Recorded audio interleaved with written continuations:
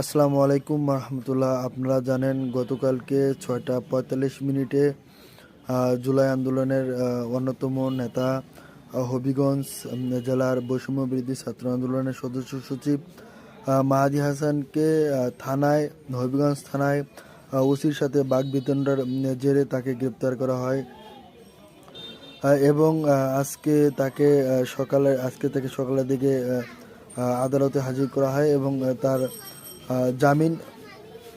জামিন মঞ্জুর করা হয়। কিন্তু আমার প্রশ্ন হচ্ছে, কেন 5 আগস্ট গণঅভ্যুত্থান পরবর্তী সময়ে একজন জুলাই যোদ্ধাকে গ্রেপ্তার করা হবে? কেন কেন কেনই বা তাকে আজকে শুধুমাত্র জামিন দেওয়া হলো? আমরা চাই তার পুরো মামলায় নিষ্পত্তি ঘোষণা করা হোক তাকে। 5 আগস্ট জুলাই গণঅভ্যুত্থান পরবর্তীতে আসলে এটা কোনোভাবেই কাম্য না।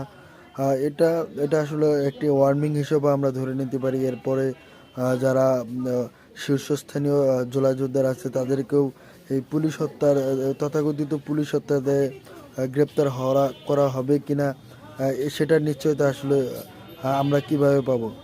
আমরা অতি সত্বর ইন্টারিয়ামকে একটি ইন্ডেমনিটির মাধ্যমে অধ্যাদেশ জারি করার মাধ্যমে ঘোষণা দিতে হবে যে 5ই জুন থেকে 8ই আগস্ট পর্যন্ত সকল ধরনের কর্মকাণ্ডের জন্য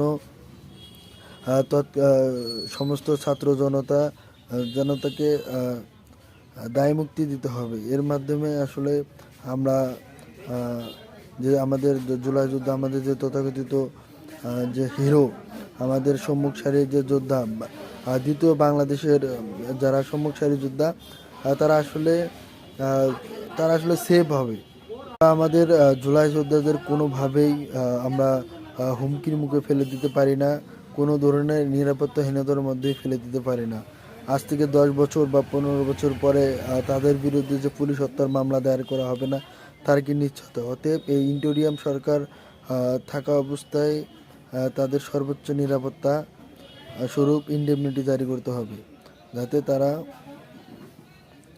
পরবর্তীতে সেফ করে। তাছাড়া ইন্ডেমনিটি জারি না করলে বা 1975-এ যারা বিপ্লব করে বাকশাল মুজিবকে হটিয়েছে তাদের মতোই দশা হতে পারে। প্রশাসনকে আমরা স্পষ্টভাবে বলতে চাই, আপনারা যে 5 আগস্টের আগ পর্যন্ত ফ্যাসিস্ট খুনি হাসিনার কথা মতো যে অপরাধগুলো করেছেন সেখান থেকে আপনারা মিনিমাম শিক্ষা গ্রহণ করে আগামীর বাংলাদেশ বিনির্মাণে কাঁধে কাঁধ মিলিয়ে কাজ করুন, নয়তো আপনাদের অবস্থা হবে আস্তে করে। আসসালামু আলাইকুম রহমতুল্লাহ।